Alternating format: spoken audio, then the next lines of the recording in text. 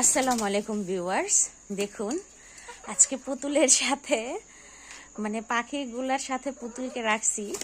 তা দেখুন পাখিগুলা কি করতেছে, ডানা মেলে ঝাপটাইতেছে। পুতুলে ভয়ে এক পাশে আইসা রইছে। পুতুল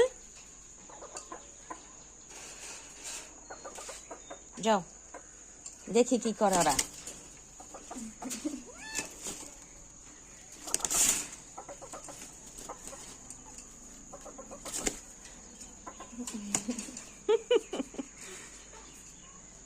পুতুলও ভয় পাইছে।